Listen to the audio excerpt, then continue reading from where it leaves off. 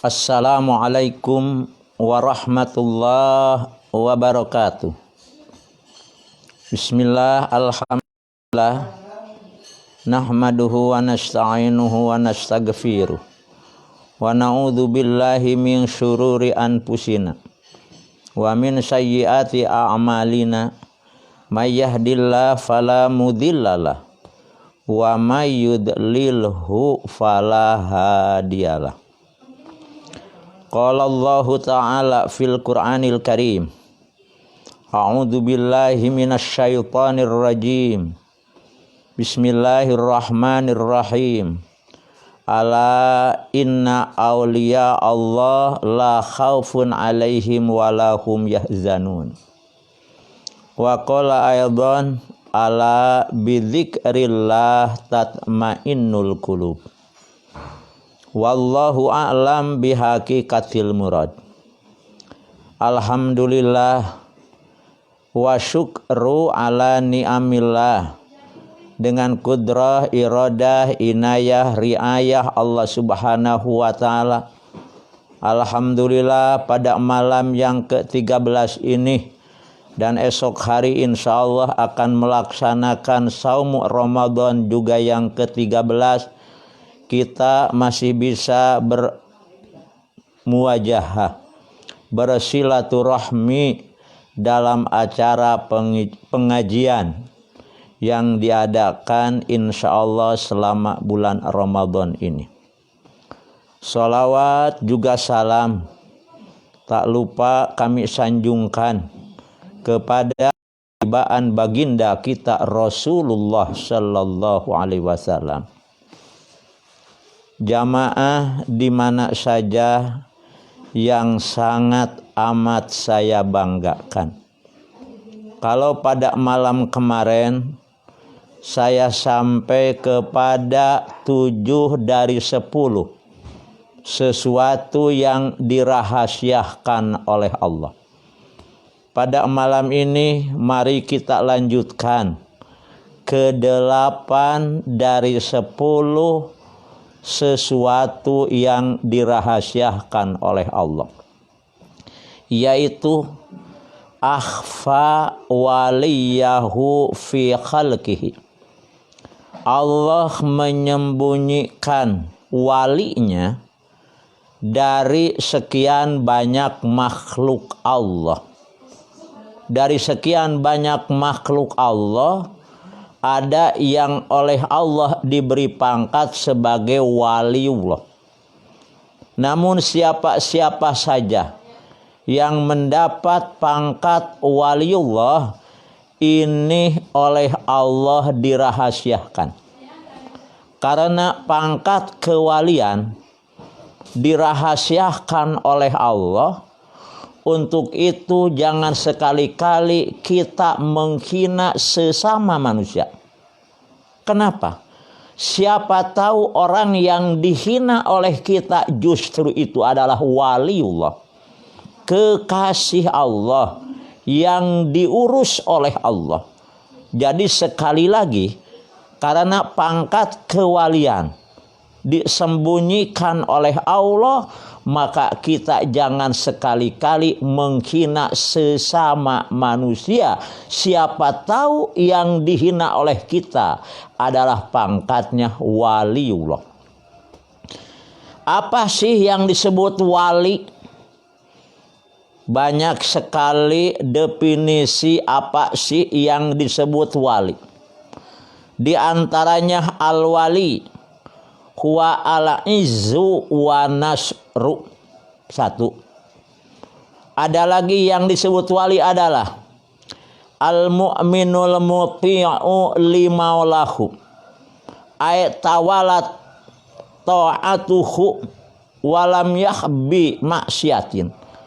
Wali itu adalah orang mukmin yang senantiasa melaksanakan taat, melaksanakan ibadah kepada Allah dan tidak dihalangi, dibarengi dengan perbuatan maksiat.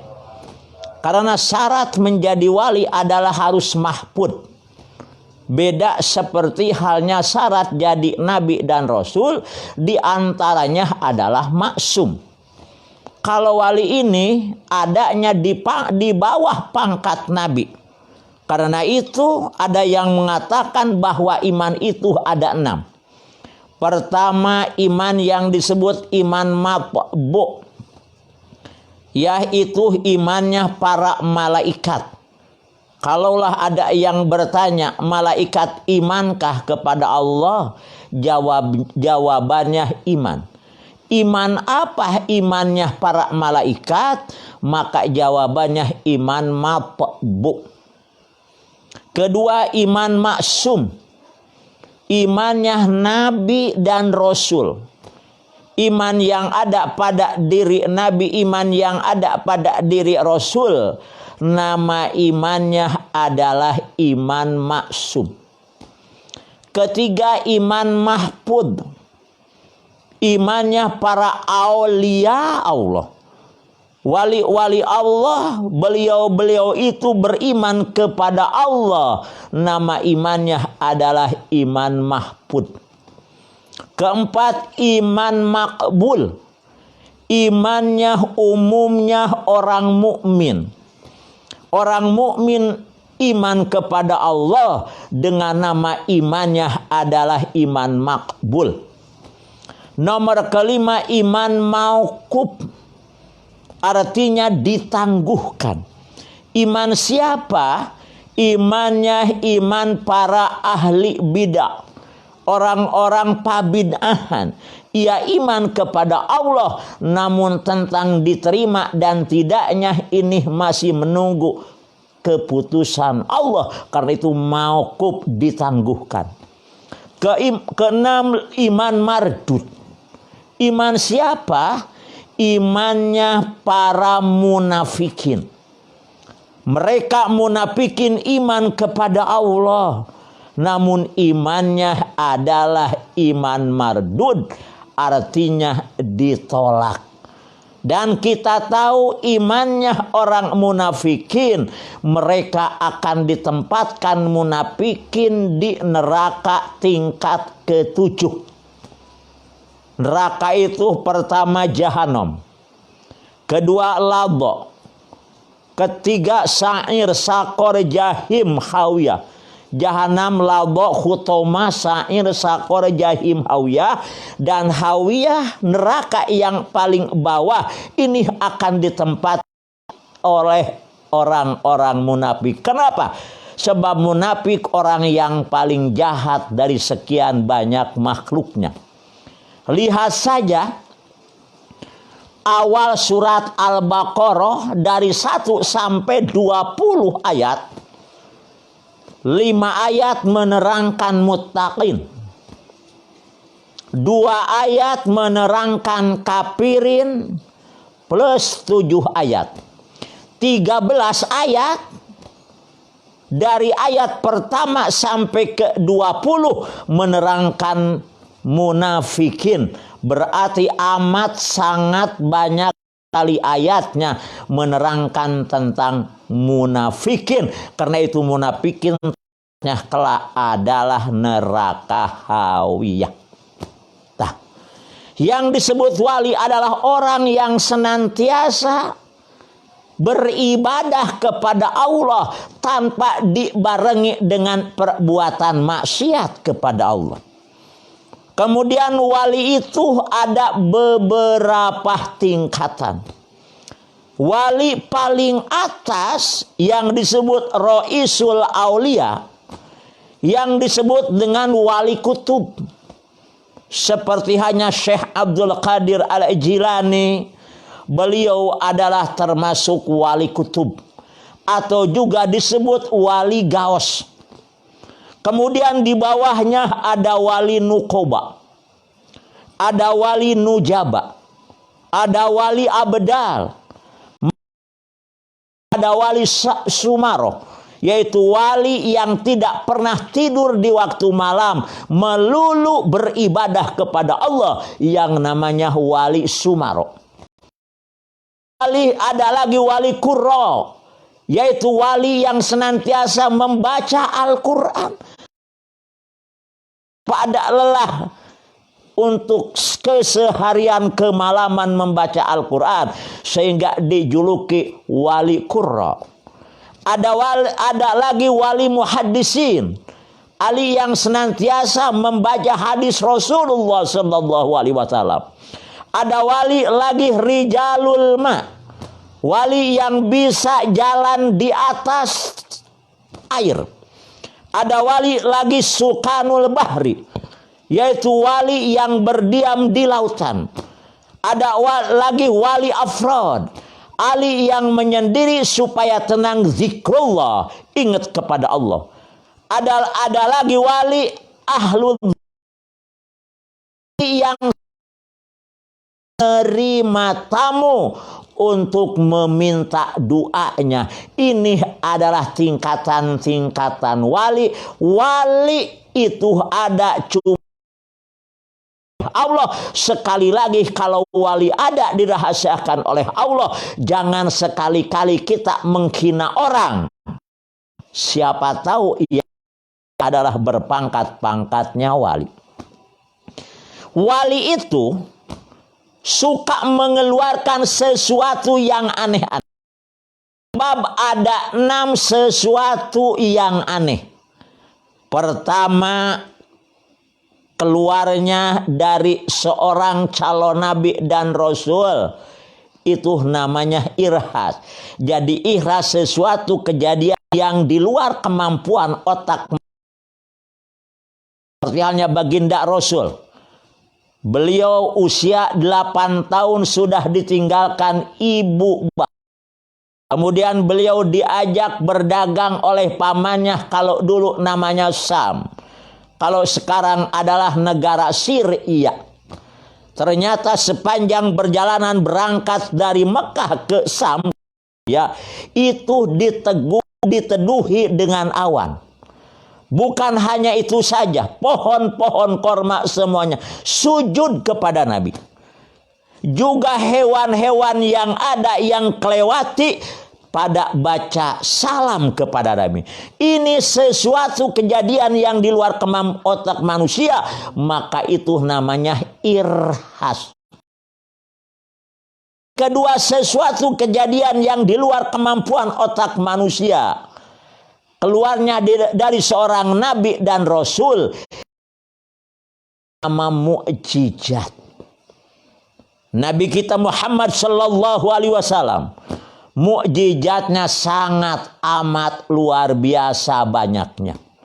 Sampai jumlahnya mukjizat baginda Rasul 4050 mukjizat. Tidak ada nabi dan rasul sebanyak mukjizat yang Allah berikan kepada Nabiullah Muhammad sallallahu alaihi wasallam. Yang lain itu bisa dihitung dengan Nabi Soleh saja, itu mukjizatnya cuma 1. Kemudian Nabi Isa juga cuma 9 kalau enggak salah. Yang jelas baginda Rasul mukjizatnya sampai 4050 mukjizat. Dan dari sebanyak ini menempati ranking kedua adalah Al-Quran. Quran merupakan mukjizat yang menempati ranking pertama. Nomor ketiga, sesuatu kejadian yang di luar kemampuan otak manusia, yang disebut dengan karomat. Malah Allah telah memberikan julukan mukmin dengan julukan Al-Mukarram. Surat ayat ke-70, Allah berfirman, walaqad karomna bani adama wa hamalnahum fil barri wal bahri wa razaqnahum minat thayyibah wa faddalnahum ala katsirin mimman khalaqna tabdila. Kami telah memberikan julukan Al-Mukarram. Jadi julukan Al-Mukarram bukan hanya biasa para mubaligh iya ketika akan berbicara. Bukan hanya orang-orang tertentu, tapi semua orang mukmin karomna telah mendapat julukan Al-Mukarram. Sesuatu kejadian yang keluar dari seorang waliullah Itu namanya karomat. Contoh, Nabi dengan putrinya Siti Fatimah, selisih meninggalnya hanya 6 bulan. 6 bulan ke belakang Nabi meninggal oleh putrinya Siti Fatimah. Ketika Siti Fatimah dikebumikan, di mana para sahabat banyak sekali yang menghantar. Kemudian di antara sahabat yang bernama Abu Dar,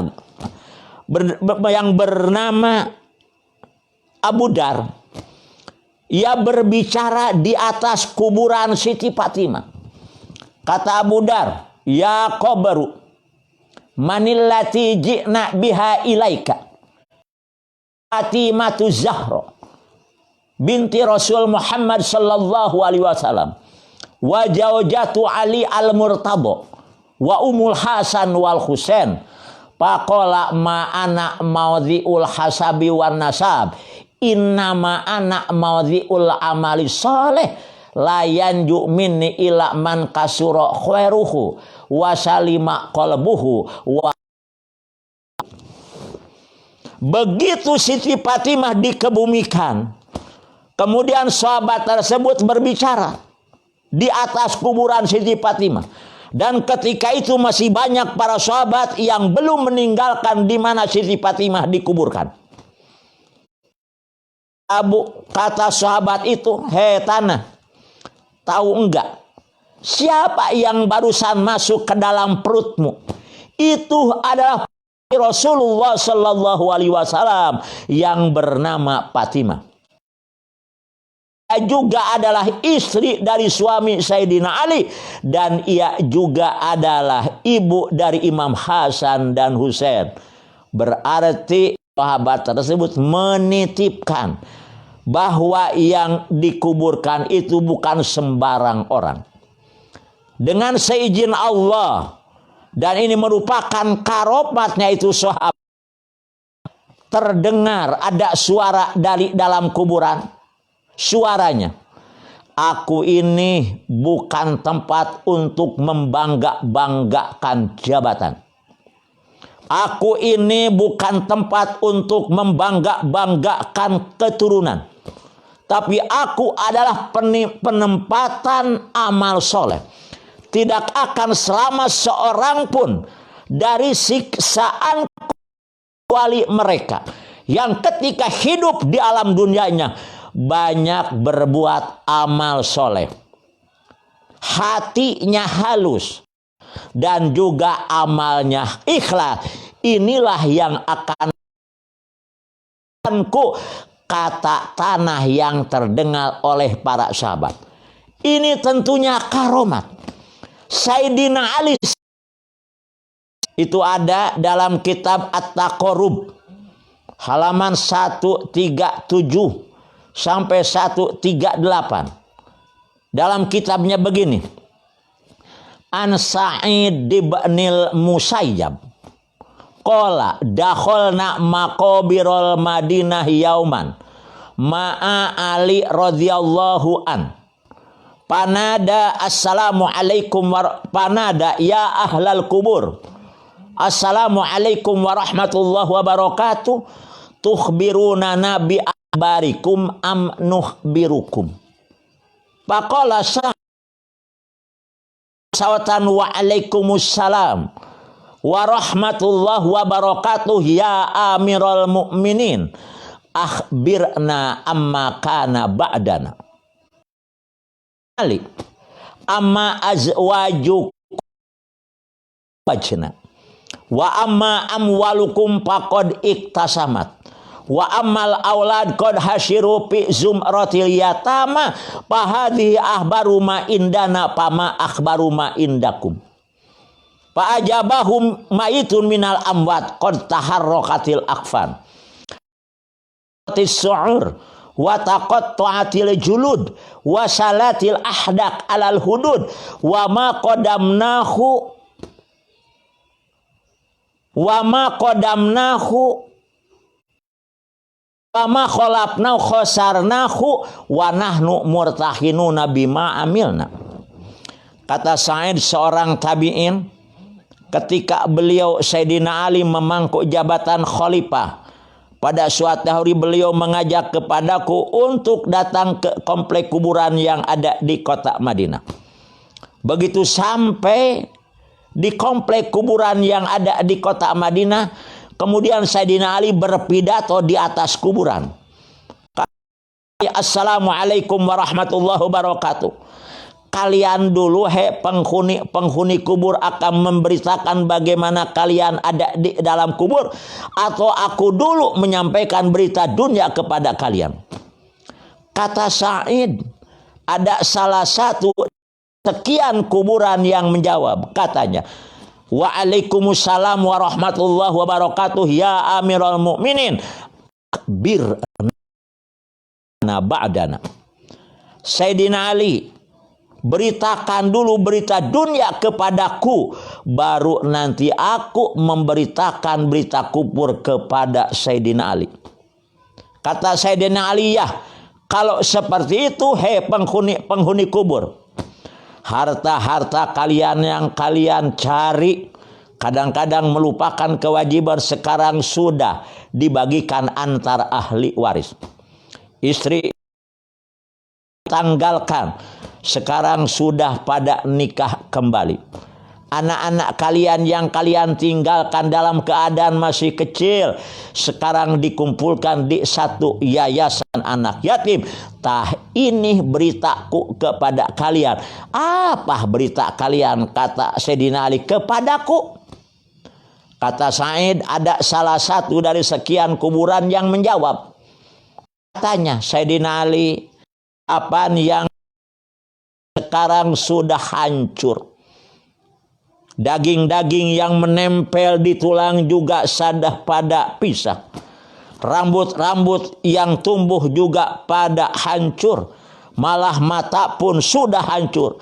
Sayyidina Ali, betul, yang bagus amal yang baik ku lakukan ketika hidup di alam dunia, sekarang baru terasa balasannya. Terasa sekarang penyesalan. Yang baik tidak segera ku lakukan dulu di alam dunia, sekarang baru terasa menyesal.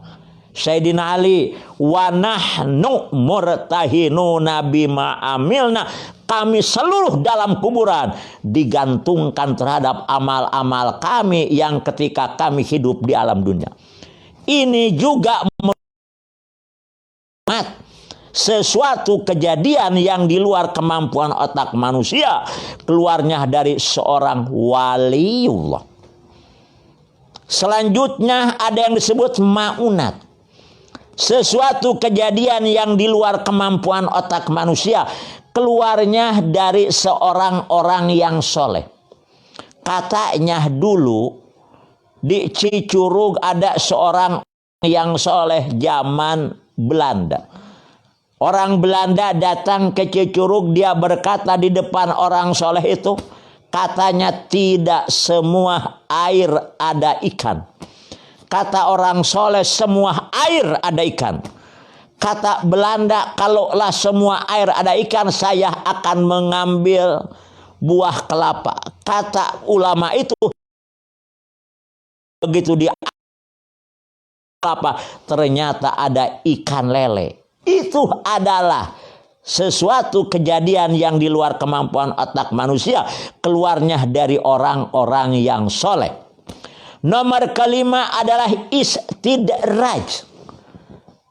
Kalau istilah Sunda, sungkunan. Seperti halnya dulu ada dua nama Musa. Musa Samiri yang dari kecil dipelihara oleh malak Jibril, namun akhirnya jadi biang kerok.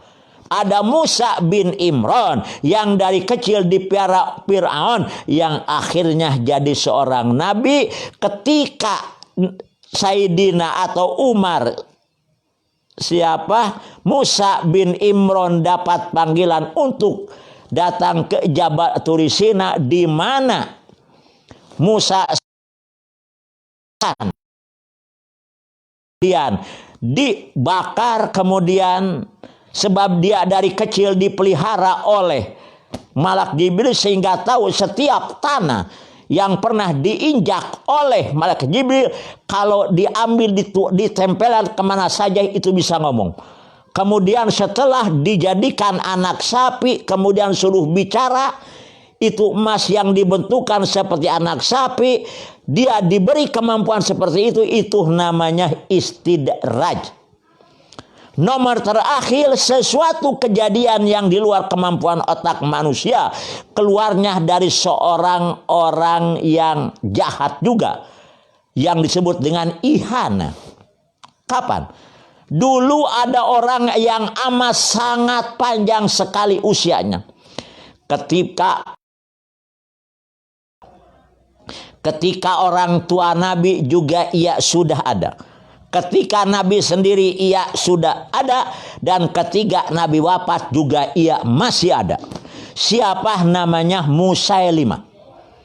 Begitu Nabi meninggal, kemudian Musailimah mengaku saya sebagai Nabi. Kata orang-orang ketika itu, kalaulah engkau sebagai Nabi, Nabi itu suka mengeluarkan yang aneh-aneh. Kata Musailimah, sebab dia juga ahli sihir, silahkan mau apa. Kata Musailimah, coba ambilkan botol, juga ambilkan telur yang besar. Kemudian telur yang besar dimenyem-menyem oleh Musailimah, langsung masuk ke dalam botol yang kepalanya kecil. Tuh, saya juga bisa. Sehingga ketika itu orang percaya bahwa Musailimah benar-benar seorang nabi, sebab sudah melakukan sesuatu yang aneh-aneh. Selesai itu ada yang membuat sumur. Kemudian mereka ingin sekali airnya lebih bagus. Ketika gunting pita, ia dipanggil untuk menggunting pita. Langsung ia menggunting pita dengan harapan airnya itu lebih baik. Ternyata begitu diresmikan oleh Musailimah, bukan menjadi lebih baik, tapi malah jadi asin. Pertama tuh akan dapat julukan kadzab. Ada lagi seorang suami istri punya anak, matanya sebelah. Dia datang ke sana dengan harapan ingin melihat. Begitu dipegang oleh Musailimah, dua-duanya jadi tidak melihat. Lebih lucu lagi, ada seorang suami istri punya anak, rambutnya botak, dengan harapan ingin tumbuh, datang ke Musailimah, ternyata bukan tumbuh, malah lebih heran kepalanya, sehingga dapat julukan al-kadzab, pendusta besar. Ini merupakan penghinaan Allah kepada Musailimah. Ini kejadian-kejadian yang di luar kemampuan otak manusia. Kembali kepada waliullah. Dalam Al-Quran surat Yunus ayat 62. Allah berfirman, ala inna awliya Allah la khaufun alaihim walahum yahzanun. Ay la yakhofuna kina yakhofun nas. Wala yahzanun ay la yahzanun hina yahzanun nas. Wali itu tidak akan ada rasa takut. Wali itu tidak akan rasa sedih kapan saja wali. Kita lihat dalam surat Yunus itu diawali dengan lafaz ala. Ala itu disebut ada tanbih. Ada tanbih itu ada ala, ada hala, ada laula, ada lauma, ada lam.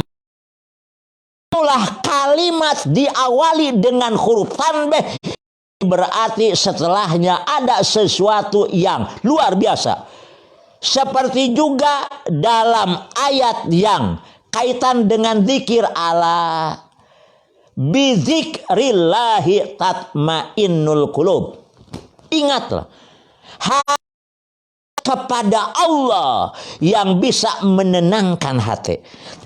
Ini jadi nomor ke-8.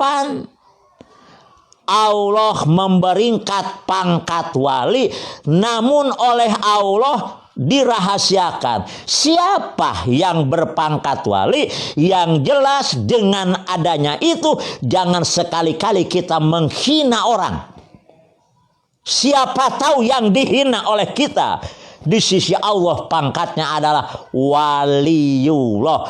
Tah ini nomor ke-8 yang disembunyikan oleh Allah Subhanahu wa taala. Berarti sisanya tinggal 2 dari 10. Sudah 8 kita lalui mengenai 10 yang dirahasiakan oleh Allah Subhanahu wa taala. Sekian, kurang lebih mohon maaf. Wallahul muwaffiq ila aqwamit thoriq. Assalamualaikum warahmatullahi wabarakatuh.